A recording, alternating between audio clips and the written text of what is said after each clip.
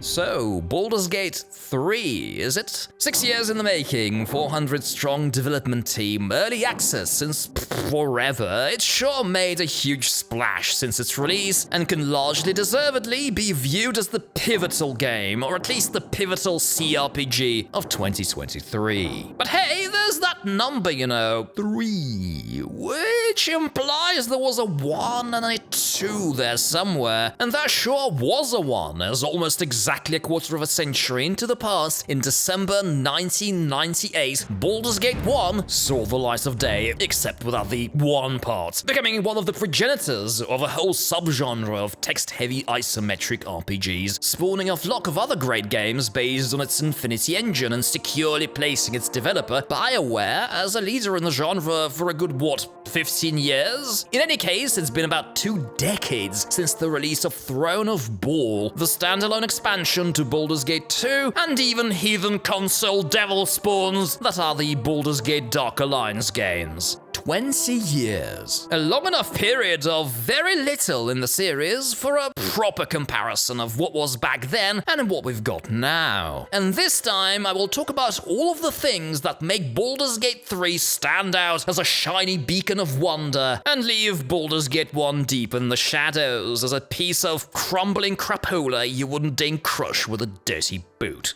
Obviously, it would be pointless and childish of me to look at the technical, visual aspects marking the 25 years that separate Baldur's Gate 1 and 3. Suffice it to say that if you go 25 years back from 1998, you'll find that Dungeons & Dragons did not even exist, and that the top video gaming experience you could expect was Pong. Sure, BG3 has had the luxury of modern computers to let its artists loose and flood our screens with a plethora of polygons, and to have a large enough screen resolutions for cramming in a mostly effective user interface, juggling all the skills, spells, and abilities. Something that Baldur's Gate 1 did not really have. By the way, for all of you who have only played the enhanced edition of Baldur's Gate 1, I've been there since the beginning, and there was no resolution selector in the original at all. You were perma-stuck at 640 by 480, whereas Baldur's Gate 2 permitted you a lush 800 by 600 and tempted you with some higher resolutions, but asked you to be gentle with it and demanded some top-of-the-line year 2000 hardware. The point is, I'll focus on what matters, on differences in game mechanics, on the story, the narrative, the choices you can make as a player, as well as the characters you create and interact with. But who cares about all that crap? It's D&D, baby! And with D&D, role-playing means lots of filthy combat, so let's knock on that door first.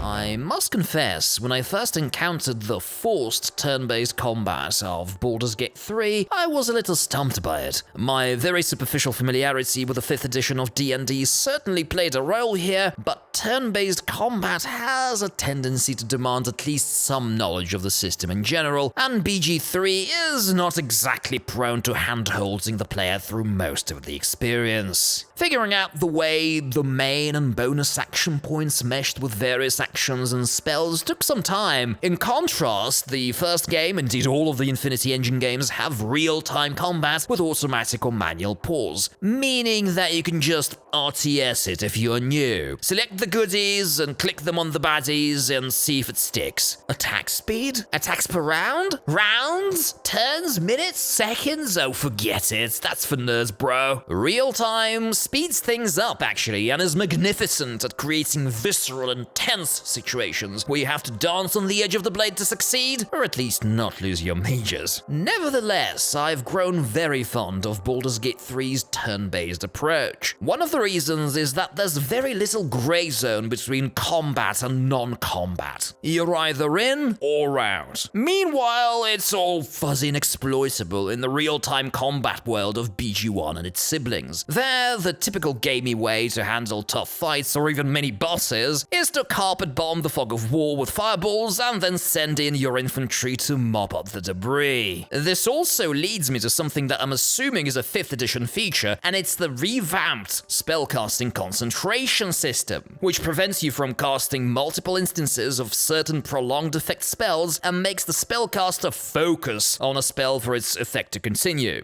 Gone are the days of lining up your wizards and bombarding the fog of war with waves of confusion, chaos, hold person, sleep, and charm spells until the brains of the enemies inside sublimate at their nostrils. I ate his liver with a nice Chianti and some fava beans. The BG3 system of one guy, one spell offers a fairer and better balanced experience, making the player take more deliberate and tactical decisions rather than just resting and spraying. The fact that you are limited to 4 characters instead of 6 now too contributes to the need to be more clever about what you do in combat. I also love how turn-based has meant turn-based timers as a classic but brilliant tool to add tension to battles. Finally, the implementation of hiding in shadows in BG3 offers a higher than average experience. I generally dislike sneaking mechanics in these kinds of games, but Baldur's Gate 3 has a compelling and straightforward enough approach that makes it a viable tool for gaining leverage in certain battles, with enemies citing sector hints and the clever real-time turn-based fusion for your hidden characters. Catherick certainly didn't like me sneaking in plain sight before I sent his pelvic bone back to Cyric. Oh, and jump,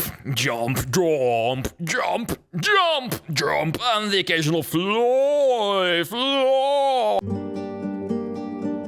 Baldur's Gate 3 does deliciously away with another staple of D&D and classic Infinity Engine games, and its character alignment, as seen in countless memes arranging everything you can imagine on a kind of a moral compass, from lawful good to chaotic evil. If you want my nuanced opinion on it, I think it's dumb. Not only because it's a holdover from the early times of D&D, which originally had lawful characters that did the heroic smiting, and chaotic characters that had the heroic smiting done to them, eventually extended to include the good and the evil part for the highly contentious moral situations like whether a paladin loses her paladin status if she picks her nose in public or something. Not that it's entirely worthless. Alignment can still be a useful guide for players in tabletop. In those old CRPGs, however, it does not do anything at all. Okay, so you give Arden here the lawful evil alignment. Will this affect the story, the dialogue options, or your ability to hire companions or something? Of course not. It's just a box you check in the form. Even trying to actively roleplay, say, an evil character will get you in a heap of trouble because of another BG1 mechanic I'm happy to see mercifully discarded, which is reputation. It ranges from 0 to 20, you start somewhere in the middle, and every evil deed from killing Noober to hiring someone as disreputable as Viconia Devere reduces it. The lower your reputation is, the higher the prices in shops, and once it's low enough, the game sicks on your randomly generated fisting flame coppers that attack you without warning. Killing them isn't too hard, but it lowers your reputation, which means more encounters with cops for an endless spiral of even less reputation and more cops, which you can only get out of by editing the save or piling up a huge amount of money and buying good reputation in a temple. At this point, it feels like I'm about to start talking parallels to justice systems in today's world, but it's not that kind of video. I'm very happy to see that Baldur's Gate 3 at least did away with both the alignment and the reputation. And not just because they're, at best, worthless mechanics, but also because this contributes to the more mature and grey worldview of the game, where there are no codified moral positions, and you're guided by your objective conditions and motivations, and then deal with the consequences of your choices. I'd argue that this moral uncertainty that gives the player the power to decide their path in the story at every juncture is easily the strongest point of BG3.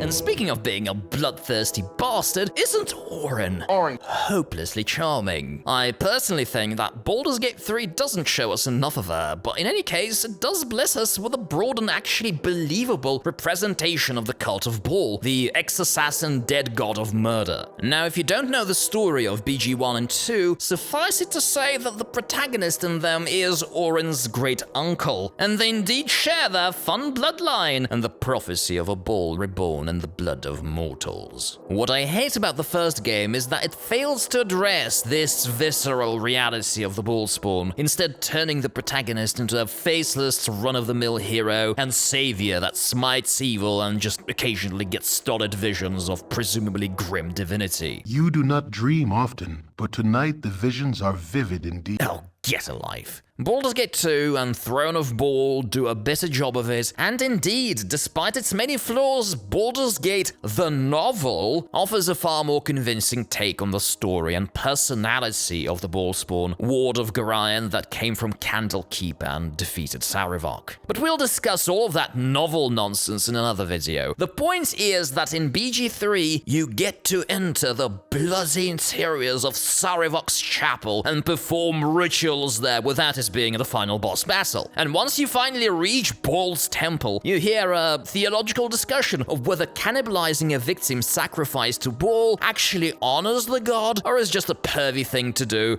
in addition to an exchange library of sacred texts. It's there where you realize that the writers actually gave half a thought to what people with Bhaal's ancestry in their veins might and should be like, and what kind of followers they might assemble around them. In short, if you say you're into Bhaal and you don't look like you're cosplaying a Slayer video, you're probably full of crap, and I'm looking at you, BG1. Hey kids, let me tell you about that time last century you could get a companion in a major RPG game and not be able to romance them. I mean, look at this gorgeous person. You hire them and then they just cast magic and stuff. Gasp! Oh, sure, it's filthy might and magic, you say. Sure, it's no Baldur's Gate. Well, let me tell you something then. You've been spoiled with all the on-screen sexy times, you little bastards. Githyanki shafting practices aside, I don't really think Baldur's Gate 3 offers best in CRPG's companion interactions. I don't even have to look at Kim Kitsuragi of Disco Elysium here for incomparably better examples. I look at Planescape Torment from back in 1999 and gaze and wonder at how much of a companion you can squeeze out of a bare skull. In case you didn't notice, Chief, those are my teeth. Still, BG3 is comfortably top 10 in companion friendships and romance, competently doing what today's industry standard for the genre. Thing is, Baldur's Gate 1 is from when there was no such standard. All you get is a couple of okay hiring quests, not even for every companion, mind you. They also shout a few funny lines, and there's the occasional and potentially dangerous hatred between some of them. And we also have Boo. No relation. Maybe. Romance, you say? How about not even being able to talk to them? I click talk and nothing happens. You youngsters are too spoiled. We had to use imagination back in the day, and you've got nothing left to it.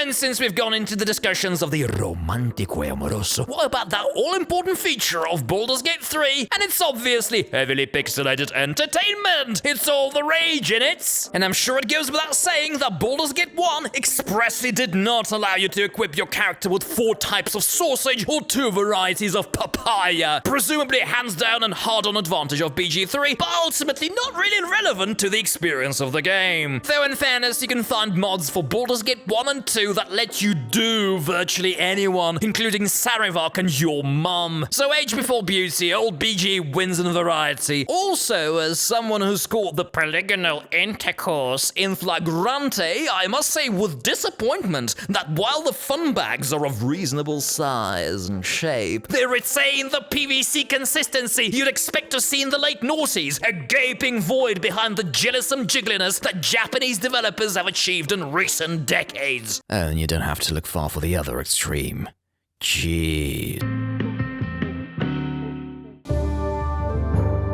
Curiously, the two games, BG1 and BG3, share a similar plot structure, in which you spend about 70% of the game wandering about random wilderness, and then the last chunk of it exploring the actual city that gives the series its name. The discussion of how well these cities hold up is for another time, but Larian indeed worked hard to make the first 2 acts as diverse and filled with action as they could. It's still quite limited in terms of player freedom, what with the wilderness part of Baldur's Gate 3 essentially being 2 2 to 4 sequentially arranged maps crammed with side quests, friends, enemies, and plot revelations. The upside of this railroading, however, is that you don't have to travel far to find a treat of one sort or another. Meanwhile, once you leave the tutorial level of Candlekeep in Baldur's Gate 1, you are thrown into a genuinely vast and open world where you can simply get to the edge of the map and access a completely new area. There are very few limitations, and unlike the third game, you can return to your previous encounters and maybe kill monsters that used to be too tough or tie some of the loose ends. The problem, for one, is that you start weak. Even 6 level 1 characters fall apart very quickly, and there indeed are nasty surprises out there in the wilderness. It is the definition of adventure, you could argue, but the game certainly is too harsh, throwing you out into the world. The far, far bigger problem is that the vast world is mostly empty. You go forth and explore, but 95% of what you'll do is walk through loose forests, meadows, and the occasional cliff. Sure, there's fun encounters and interesting enemies and the occasional quest, and sure, being able to kill Drizzt Do'Urden is a meme and a joy by itself, but eventually it gets repetitive and unrewarding. Also, ironically, Baldur's Gate 1 does not have dragons and is really weak on the dungeons. A cave with a big worm and a book inside is largely the limit of imagination here. I'm really happy that the enhanced edition of the game comes with the Tales of the Sword Coast add-on, which is clearly from a time when BioWare actually figured out how to do an epic dungeon, and Durlag's Tower is an absolute treat. Story, puzzle, and combat-wise. So, with the way exploration is in Baldur's Gate 1, the game pushes you hard into the main plot through this clever reverse psychology trick. If everything else is bland enough, you will go straight to that first main quest in Nashkel and clear that story mine, and that other story mine, and that story forest, and the other story forest, and everything else. In Baldur's Gate 3, it's actually kind of difficult to avoid quests or interactions that have nothing to do with the illithids, parasites, and anything else that propels the plot, but the game indeed has a more compact experience that does a better job of exploiting the environment it is in.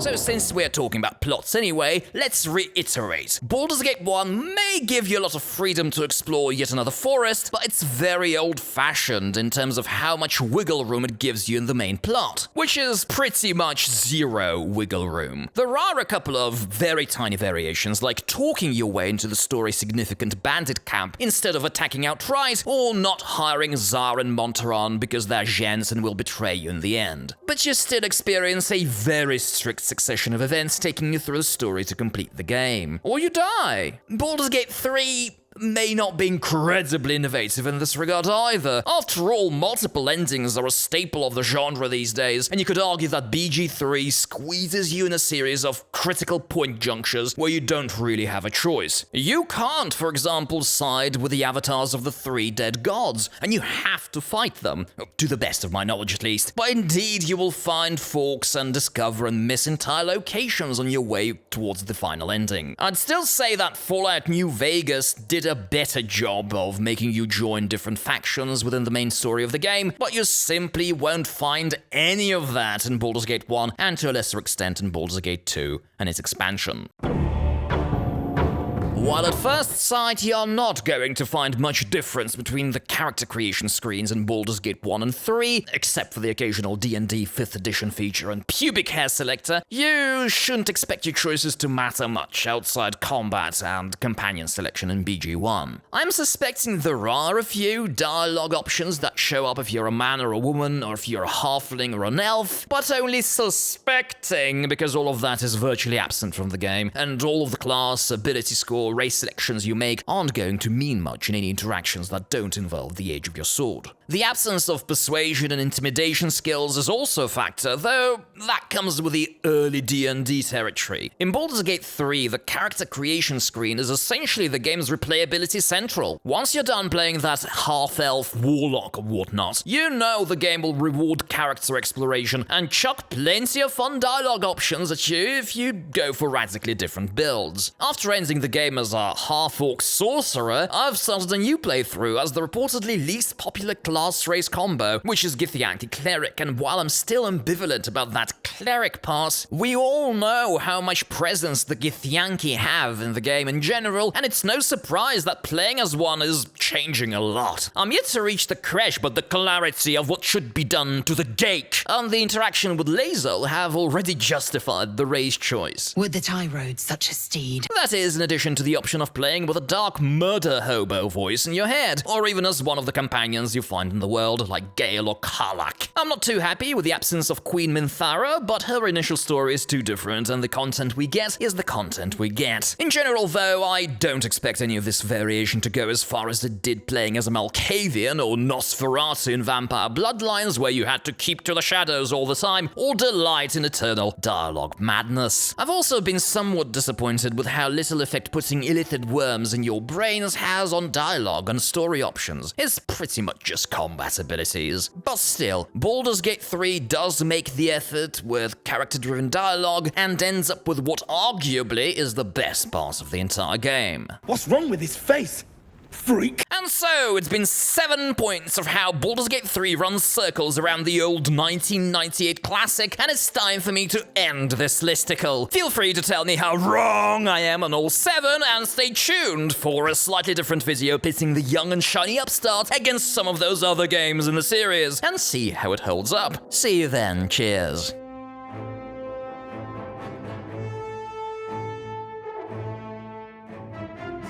Before Shah we stand gloriously naked.